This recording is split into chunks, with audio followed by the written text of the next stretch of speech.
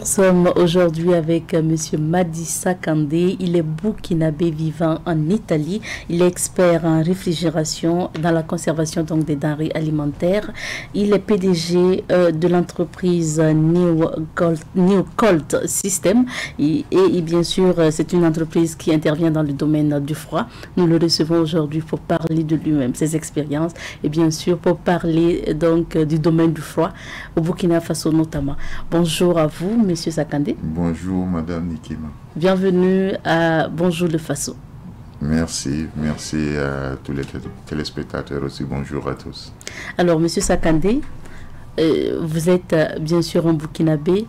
Vous vivez en Italie, vous avez votre entreprise en Italie, même s'il y a une représentation au Burkina Faso. Oui. L'entreprise, c'est New Cold System, donc vous êtes dans le domaine donc, du froid. Oui. Déjà, pour commencer, nous, on souhaite s'intéresser à vous-même. Dites-nous comment vous êtes parti en Italie et pourquoi vous y êtes allé. Alors, je suis parti en Italie il y a bientôt 24 ans de cela maintenant. Ben, comme tout jeune Burkinabé, à mon jeune âge, autour de 24 ans, on avait envie d'aller voir ailleurs tout simplement, parce que l'envie d'améliorer sa vie, ou en tout cas le mythe de l'Occident, la vie de l'Occident en général, touchait toute la jeunesse burkinabé, africaine, je disais par le passé, même maintenant. Et je n'ai pas fait exception. Je suis allé en Europe, d'abord en Belgique et quelques temps après en Italie, où j'avais un parent qui habitait, qui était allé pour les études et qui était resté. Et j'avais moi aussi envie, dans un premier temps, d'aller comprendre un certain nombre de choses, de revenir. Mais comme je dis souvent, j'avais un plan quinquennal.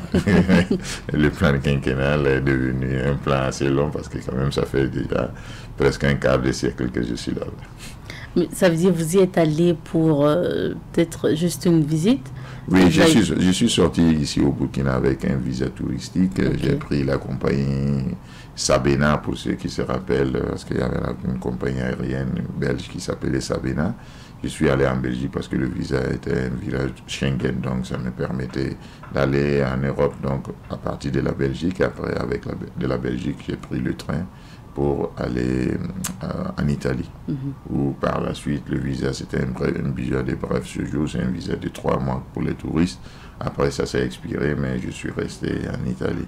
Donc voilà, pour une année et demie, j'ai vécu, comme j'aime le dire, dans l'irrégulier, parce que quand tu n'as pas un document officiel qui te permet de rester, c'est ce qu'ils appellent les irréguliers ou les clandestins. Clandestin, c'est peut-être celui qui est rentré sans document, mais à la fin du compte, tout le monde est dans le même sac. Et voilà, c'est des périodes de grandes difficultés, bien sûr, parce que tu n'as pas la possibilité de travailler légalement et aussi tu n'as pas la possibilité de te mouvoir sous peine d'être plié et rapatrié. Donc voilà, ce sont des périodes où vous êtes souvent abandonné, bien sûr, à tous ceux qui veulent profiter de ceux qui sont dans la difficulté.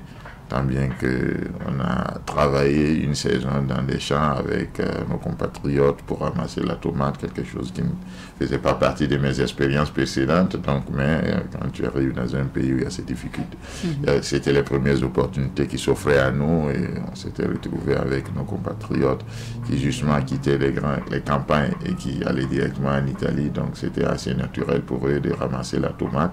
Mais pour nous autres, nés et grandis ici à Ouaga, c'était pas quand même pas simple, mais bon, on s'y est adapté à au moins pour une saison. On s'est tiré d'affaire. Voilà. Et vous allez faire des petits boulots comme ça? Oui. Jusqu'à un moment donné où vous avez une opportunité, ou bien comment vous arrivez quand même à monter votre entreprise? Alors, pour moi, ça a passé plusieurs années parce que mon entreprise existe depuis 2010, donc ça fait bientôt 11 ans que mon entreprise existe, mais je dis ça fait 24 ans que je suis là-bas.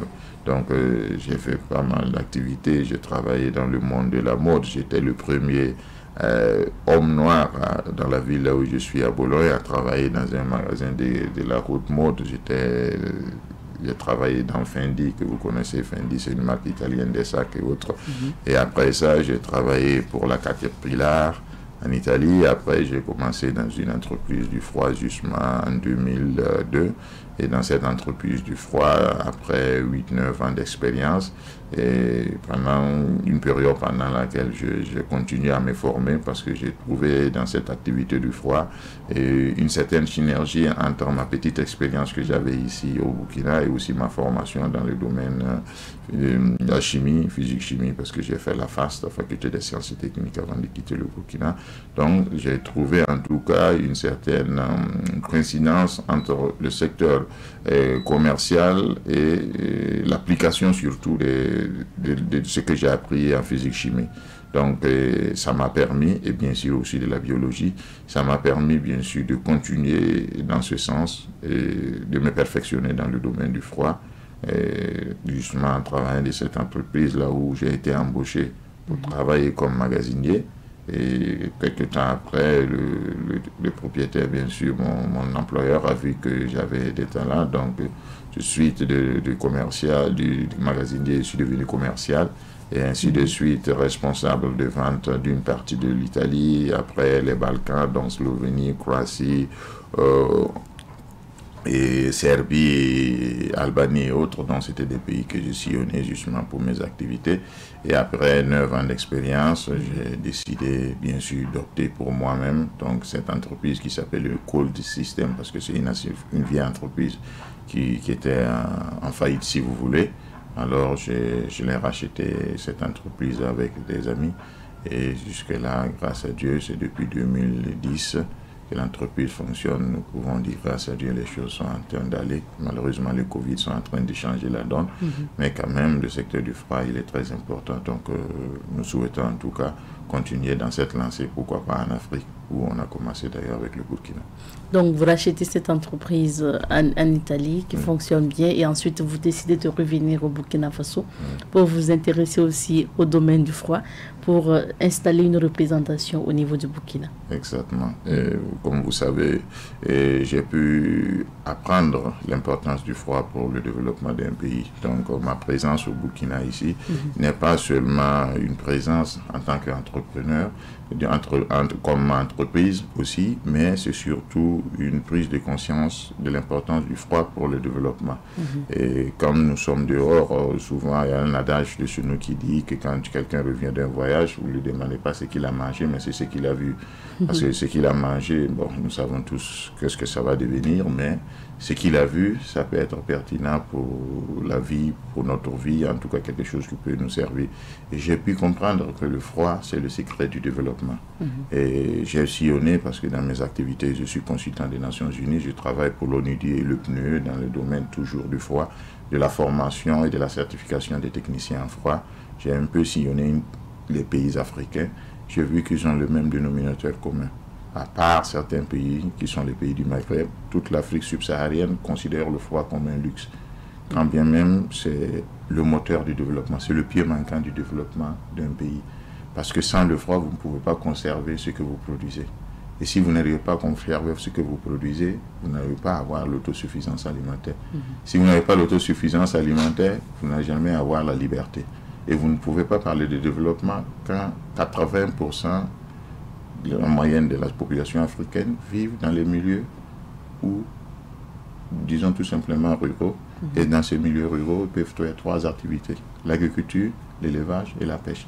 Aucun des produits de ces 3 activités-là ne peut être conservé à la nature sans avoir besoin d'un système de refroidissement. Voyez-vous d'ailleurs, je dis toujours, rappelez-vous que quand quelqu'un va en Occident, on dit qu'il va au froid. Mais si les gens de l'Occident sont au froid et développent la technologie du froid, ça veut dire que ça sert à quelque chose le froid. Ça sert à quelque chose, nous allons comprendre plus ça. Mais quand on parle du froid ou des chambres froides, comment vous pouvez nous expliquer terre à terre ce que c'est? Alors, une chambre froide, c'est un milieu, c'est une chambre, comme vous l'avez dit, donc déjà un milieu cloisonné où on extrait de la chaleur, parce que le froid d'abord n'existe pas. Je vais vous donner un concept ici un peu technique. Le froid n'existe pas. On extrait de la chaleur, on transfère de la chaleur d'un lieu à un autre pour pouvoir faire, c'est par manque de chaleur que vous sentez la fraîcheur. Ah oui. Voilà, donc l'appareil de froid en réalité ne fait pas le froid. Il transfère la chaleur du milieu où vous avez cloisonné vers un autre milieu extérieur à cet espace-là. Voilà pourquoi, quand c'est le milieu où vous êtes, il n'y a plus de chaleur, alors vous sentez la fraîcheur. Donc, votre climatiseur ou votre appareil de froid, et la partie qui est à l'intérieur de l'habitacle, si vous regardez la partie la plus en haut, c'est souvent un filtre, il y a un filtre. À travers ce filtre-là passe l'air ambiant, donc l'air qui est à l'intérieur, et qui passe à travers un appareil qui est appelé évaporateur, où le réfrigérant passe là-bas. C'est un peu complexe, je ne peux pas vous expliquer ça en 2 secondes. L'air passe et l'air sert sa chaleur à cet appareil-là pour évaporer. Donc, c'est du réfrigérant qui passe à l'intérieur, s'évapore. C'est comme vous mettez du feu, vous posez votre casserole sur le feu, sur le foyer, vous allumez. Donc, la chaleur qui fait bouillir l'eau, vous avez, quand pour faire bouillir l'eau, vous mettez de la chaleur, n'est-ce pas? Et cette chaleur que vous donnez, c'est la même chose que le réfrigérant prend le réfrigérant sur l'eau dans ce contexte-là. Et la chaleur, c'est ce qui est dans l'air. Donc, en passant dans le contact, la chaleur de l'air que vous avez dans le milieu ambiant rentre à l'intérieur et est capté par le réfrigérant. Et l'air vous ressort venant vers vous sans sa chaleur. Et voilà, vous sentez l'air qui est frais. Mais c'est l'air qui est toujours avec vous. D'accord. Oui, donc ça veut dire que ces chambres froides-là, c'est vraiment un espace cloisonné, comme vous l'avez dit, qui permet de conserver. De conserver tout denrées alimentaires. Comme pour le cas du Burkina Faso, qu'est-ce alors, vous pouvez conserver les pommes de terre, vous pouvez conserver les oignons, vous pouvez conserver la tomate, vous savez conserver la salade, vous pouvez conserver les concombres, vous pouvez conserver toutes les denrées alimentaires que nous produisons ici, même les poissons, la viande, et le secteur médical, vous avez besoin de conserver le sang, les vaccins, certains médicaments, certains produits qui sont utilisés dans les labos, tout ça. On a besoin du secteur du froid. Sans le secteur du froid, il n'y a pas un monde possible parce qu'il faut pouvoir conserver. Même l'homme, les climatiseurs, ça nous conserve. Quand on baisse la température, c'est pour nous sentir bien. Le monde occidental, si les Blancs vivent un peu plus long, ils sont un peu plus longévres que nous en Afrique, c'est pas parce qu'ils mangent bien et puis sont seulement soignés. C'est parce que le climat, le froid aussi les conserve. Donc le froid sert pour tout, pour conserver les êtres humains vivants et pour conserver aussi, nos productions. Donc, si vous vous rendez compte qu'ici, la période de récolte de la tomate ou des oignons ou la pomme de terre, c'est délapidé. On vous donne ça à vil prix parce que pratiquement le producteur n'a pas de moyens de conserver. Et quelques mois après, on vous importe ça de je ne sais où et vous payez la pomme de terre 150 francs le kilo, 125 francs le kilo, autant de production. Après, vous payez ça des pommes de terre grosses comme des têtes à je ne sais pas, à 2000 francs le kilo. Import arrivé d'ailleurs, parce que ceux qui l'ont envoyé ont conservé leur. Pourtant, nous avons jeté. En Afrique, en fait, on ne peut pas avoir la famine ici. On a la famine tout simplement parce qu'on ne conserve pas. On va jeter ce qu'on a produit et puis on va demander à manger. Demandez à tous les agriculteurs, tous ceux qui font les productions maraîchères, qui nous écoutent et qui comprennent, ils savent de quoi je parle. On aurait compris, et puis à travers les images, vous pouvez voir qu'on peut conserver beaucoup de choses. Bien sûr. On a des exemples, les œufs, pommes de terre, médicaments et autres. Tout. Alors, Monsieur Sakandé, quand on parle de chambre froide, de conservation, ça peut aller jusqu'à combien de temps si on décide de conserver? Alors, chaque produit a une température spécifique et une humidité spécifique à ce produit-là pour être conservé à un temps donné. Donc, en fonction des produits, vous avez des fiches techniques qui disent tel produit, si vous conservez à telle température, à telle humidité relative, voilà le laps de temps dans lequel vous pouvez le conserver jusqu'à ce que vous preniez par exemple des produits comme la pomme de terre ou l'oignon, machin. Si vous les conservez dans leurs conditions, vous pouvez, du moment de la récolte, vous pouvez les tenir jusqu'à 3, 4, même 6 mois. Ok. Donc ça veut dire actuellement on sait que la pomme de terre est là, c'est vraiment moins cher sur le marché. On peut conserver et puis peut-être revendre à des prix bien rentables parce que si vous 5 mois, 6 mois après. Bien sûr, et avoir à manger à tout moment, c'est ça aussi. Parce que quand vous jetez à manger, après vous avez faim, vous n'avez pas à manger. C'est ça le problème du froid qui doit être pris en considération au Burkina Faso et en Afrique en général. Parce qu'on a tendance à dire que nous n'avons rien, nous n'avons faim, on est pauvre, mais en réalité, notre pauvreté, parce qu'on n'investit pas dans les secteurs stratégiques pour le développement. Et le secteur du foyer est un secteur stratégique pour le développement. Si 80% de la population burkinabé font des activités qui permettent de vivre de leur activité, si vous donnez les moyens à ces 86%, le cas du Burkina Faso, en moyenne en Afrique, c'est 80% des Africains, mais le Burkina Faso, c'est 86% les données du ministère de l'Agriculture. Si vous avez 86% de la population qui mène des activités, qui ne peuvent pas prospérer dans leur activité, ce n'est pas les 14 autres pourcents qui sont des citadins qui peuvent le faire et qui ne sont pas tous d'ailleurs travailleurs.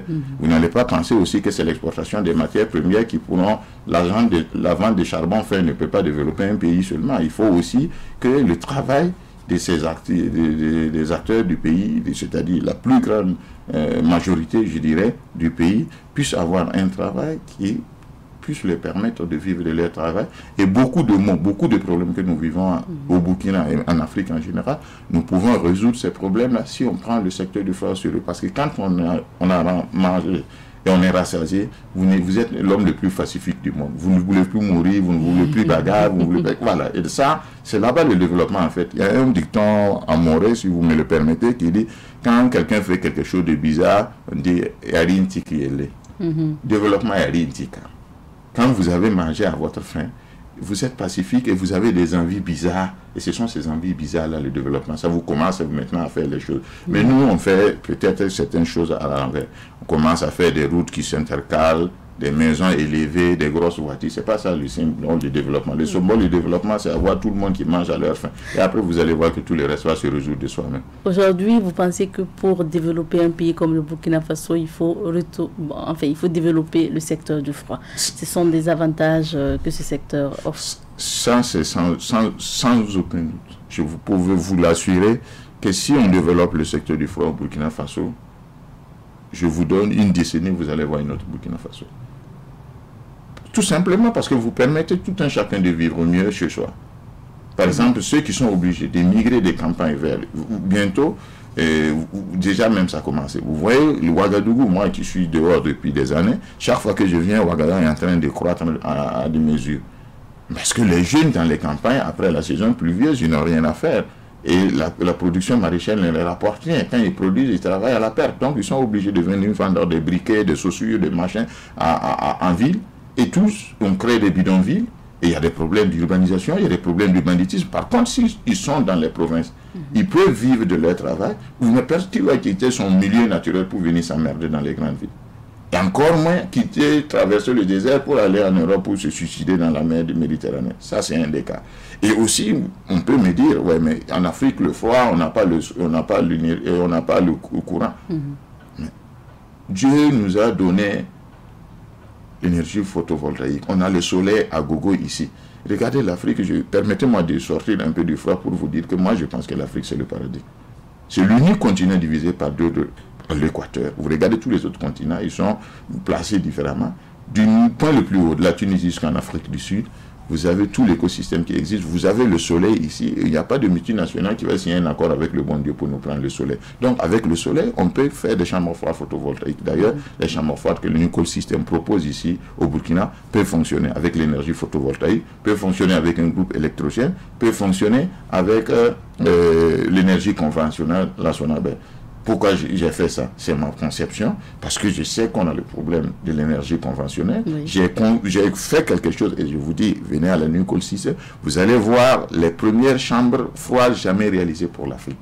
Parce que je l'ai conçu, connaissant les peculiarités de notre problème, de notre continent, de notre pays, et j'ai fait quelque chose pour amener chez moi. Donc c'est comme je vous disais tantôt, quand on revient du voyage, ne lui demandez pas ce qu'il a mangé, c'est ce qu'il a vu. Moi, j'ai vu ça et j'ai crié haut et fort pour qu'on comprenne que si nous voulons le développement, commençons à impliquer le froid dans les activités de nos braves mamans et papas dans les milieux ruraux qui peinent tous les jours, qui vont prendre les semences à crédit, qui prennent l'engrais à crédit qu'à la fin du compte, n'arrivent même pas à se nourrir et ils ont des crédits à payer. Combien de gens se suicident au Burkina Faso à cause de ça? Vous ne le savez pas. Allez dans les provinces, vous allez le savoir. On aurait compris, vous avez pensé vraiment à toutes les solutions, parce que justement j'allais souligner ce problème de coupure à répétition au Burkina. Quand vous n'avez même pas d'électricité pour la petite consommation, on se demande comment justement arriver à développer ce secteur du froid au Burkina. Avec le soleil. Avec le soleil. Avec le soleil, vous pouvez résoudre les problèmes. Je vous ai dit, j'ai les chambres froides jamais réalisées pour le Burkina, pour l'Afrique, qui sont ici à Ouaga. Venez voir les chambres froides à la Nucol System.